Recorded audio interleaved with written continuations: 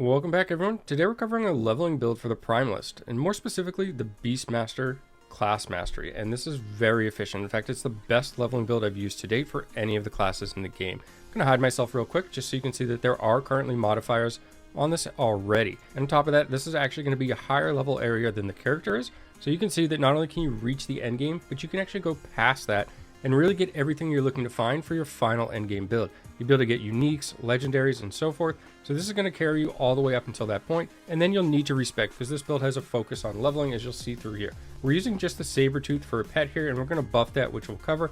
But I want to show some gameplay first, because if you don't enjoy the gameplay, you're probably not going to be that likely to use the build. So I'm just gathering up as many mobs as I can basically round up, because it's going to increase the clear speed even more.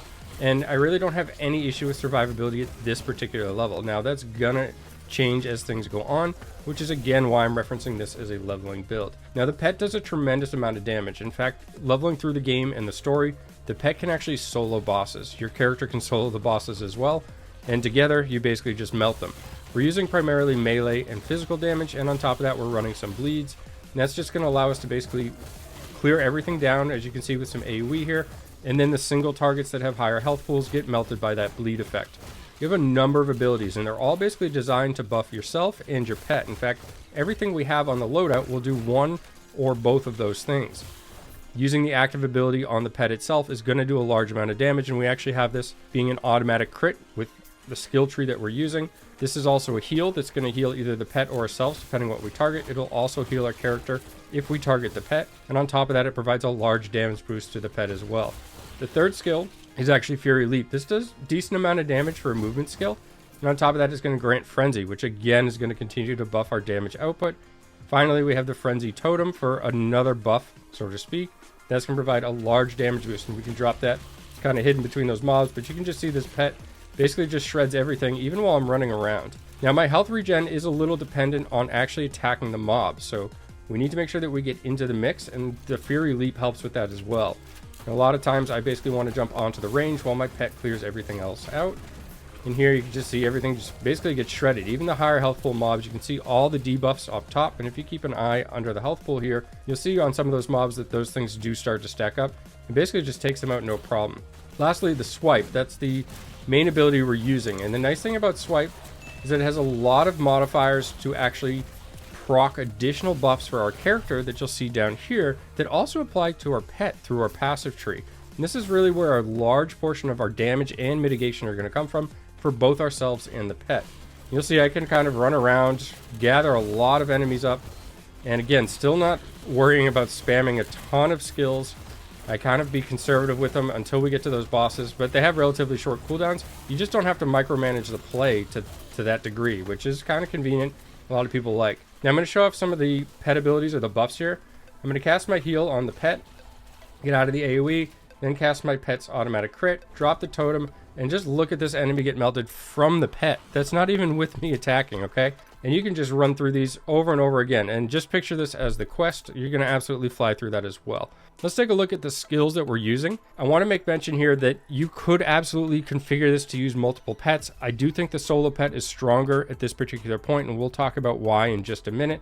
And these are the ones I would go with. Again, this is going to give you some mobility with the Fury Leap. The Swipe is going to give you AoE damage. It's going to give you health regen. It's also going to allow you to proc buffs for yourself. The pet, we're running Sabretooth. Prior to this point, you'll start with a Wolf.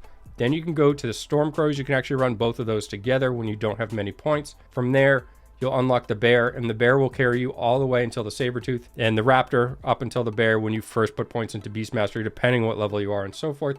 Then we have the Frenzy Totem, which you'll pick up. Prior to Frenzy Totem, you'll want to run the Thorn Totem, or even something else, or just ignore it entirely. Prior to Frenzy Totem, there's really nothing else worthwhile going there. And here we have the Blessing, and the Blessing is probably the final skill that I would add in for the Specializations, but you do want to run that as early as you get it. That's because it will actually increase the damage of your pet, and it's just a nice heal to have if you ever need it and are out of potions. All the information here for the Specializations can be found on the last Epoch tools, link in the description. This information will be found there as well, but I want to talk a little bit more about how this build functions and what makes it viable. Starting in the Primalist passive tree, and this concept is going to hold true. You want to put the minimum number of points needed to get to the next tier, and then place points in that tier when possible, and you'll backfill when available. And what I mean by that is you'll place 5 points into Primal Strength and the health regeneration that it gets, We'll unlock the next node, and then we'll place points here where we want them. In this case, we want 1 point in Hunter's Restoration. This is because we just want the ability to proc this effect, because later on, we'll get Hunter's Emanation, and this is going to allow this to actually apply to our minions and give them a considerable damage boost when it occurs. Every 3 seconds, which this is available, the pet is then going to get a damage boost. You'll see that the pet does a tremendous amount of damage, and so does our character. Up here, we have Primal Medicine, going to get increased minion damage. More importantly than that, since there are other spots that we can get increased minion damage from within this tree, what we really want here is just the percent of potion healing received by minions. While we're leveling, this is really nice because when we use a potion, the pet's going to gain health. When we use Eterra's Blessing, we're going to gain health through the specialization. So we have multiple ways of just healing our pet and ourselves at the same time, and it really works out to be a lot of sustain. Very rarely does your pet actually have survivability issues, which is why we don't need some of these other nodes like increased minion health and so forth during the leveling process. Things will certainly change as we get towards the final stages of the game. On top of that, survival of the pack, we're going to get increased melee damage for ourselves, leech life for ourselves, and same thing for our minion. So very good. You can take Tempest Bond if you have points later on, if you're still playing this build, say into your level 80s and so forth. This is something else that you could spec into. And lastly here, Ancestral Weaponry is also something you can spec into as you have final points later on. And again, all this info on the last Epoch tools, link in the description. I put 1 point into the Shaman just to show you, because there's some confusion here, and since the game is still in beta, I just wanted to kind of help clear things up. You can absolutely put points into this tree. This does not mean that the entire tree is locked just because you select this as your mastery. This is the lock here. You cannot go past here in this passive tree. So I put 1 point here just to show you as an example, but this is something that you'll take with extra points later on as well. Sky Warrior is going to give you increased damage and increased damage to your minion. So let's talk about the Beastmaster itself. We're going to put 8 points into Ursine Strength. Strength is just a tremendous boost to our character. Also, it's going to give us 16% damage reduction from nearby enemies. Some solid survivability as well. Really strong note here. 8 points into Savagery, going to increase the melee damage for ourselves and our pet. 1 point into Ambush, and we are going to make use of Aspect of the Shark, and all we need is 1 point in order to unlock this. The more points we put into this, it does not increase the duration, it does not increase the melee damage or melee attack speed during that duration. What it does is increase the damage of one single attack. That's the reasoning for 1 point here. We'll put 5 points into the Rending Maw, which is going to give us an Armor Shred ability, and this is just an enormous amount of damage that we get added into our build since we have such fast attack speed. 1 point into Hunters of the Deep. Our companion can now get Aspect of the Shark, and again, this also increases the duration. Another good skill that you could add additional points into later, but for the time being, you just need one as things go forward. Both Ardor's Loyalty and Natural Bond are two things that you're going to want to pick up. Since we're running a solo pet, both of these will limit you to one companion, which we actually find more favorable at this point in the game because the buffs are so large. 75% health, 75% damage, 15% size, 85% more damage. So just enormous boosts, and this allows us to just focus on one pet and get the most out of it. Here we have Boarheart, and this allows Aspect of the Boar to proc off of melee hits, and because of that, we don't actually have to put points into it here. We could put points here to get the damage reduction just from being hit, but I actually find it more favorable and takes less points to just put 5 here. Later on, you may go in this route just because you want the additional mitigation that this provides, but we don't need it while leveling. So you can skip everything over there and just go straight for the Boarheart when it's open. Axe and Claw, again, more melee physical damage for you and your pet. Here we have Cry of the Lynx, and again, 1 point. The reason for this, when we use a companion ability, we're going to get a buff that grants 100 critical strike chance and 100% increased stun. Adding additional points would increase the duration and give us increased critical strike chance outside of that initial hit. However, we actually can just use this and allow the pet to hit enemy targets quickly enough that we still capitalize on that automatic crit. So I find that we only need 1 point, allowing us to go further in the tree elsewhere. Circle of Life. This is again just a 1 point to unlock the next tier. Don't actually care about proccing it on a chance to kill. We just want to get to it being more effective and lasting longer and increase 120% of its effect and then 120% of its duration. Just allow you to always have Aspect of the Shark. And we've got a ton of points into that, as I mentioned, and our pet is benefiting from this as well. Up here, we'll start putting points into Ancient Might, getting additional strength, again, additional physical damage. And all of this is just incredibly powerful. You could choose to put a point down in Feeding Frenzy if you want to go that route. I don't find that it's necessary at all, to tell you the truth. Monolith there, my pet just shreds everything, and I can get on enemies and basically just sustain and add additional damage as well. I'll leave the additional information where I put the remainder of the points in the link in the description. Simplicity for gearing or choosing your equipment is one of my favorite parts of this build, and we'll take a look at some of these items here. On the helm here, this is basically here for increased minion health, some increased armor for survivability, fire resist, and the strength. That's going to give us some additional damage. The amulet here, increased melee attack speed, is going to be good, although I don't think it's the best stat, to tell you the truth. There are some flexible amulet options. You don't have to go with a warrior's version. However, the 41% increased physical damage is the reason I run this particular neck. Weapon choices are flexible if you happen to find a good two-handed axe, and regardless of what route you go, I would recommend a two-handed weapon. But a two-handed axe has additional benefit through the passive tree once you place points there. Just something with additional damage. So we have a high base damage.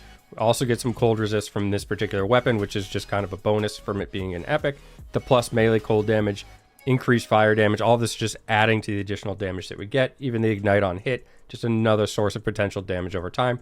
Just look for some high damage option here. Really flexible with the weapon choice, just make sure that it's a two-hander. For the chest piece, look for some resistance, a decent amount of armor just to add some survivability to your character. Increased aspect of the shark effect is nice. We do get a lot through our passive tree, so it's not mandatory. I just happen to have it on this particular piece. But a couple of resistances in addition to what you have as the innate property, and some strength are great choices as well. In the ring slots, try to pick up a combination of mitigation or resistances and some damage output, whether it's for you or your pet. In this case, we have some increased physical damage and some strength, which are great for damage output. Physical resistance and endurance threshold help with the mitigation.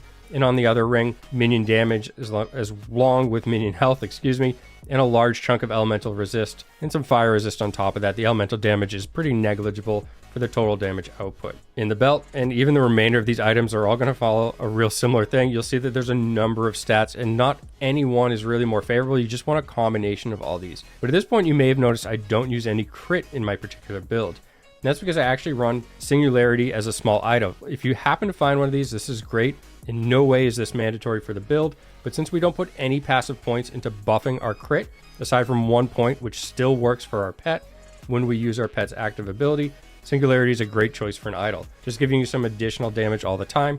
Then we don't have to worry about not having any improvements to our crit hit chance or critical strike damage. The belt in this situation is just adding some more resistances along with minion damage output. The cold damage, again, a little negligible for the most part. I happen to have a cold damage boost on my weapon, so I get more than you normally would, but I didn't choose the belt for that particular reason. The gloves, +1 to swipe, is great if you happen to find Stormhide. You could use a number of options here. Just look for something that adds some damage, a little bit of resist that you're lacking, and you'll be just fine.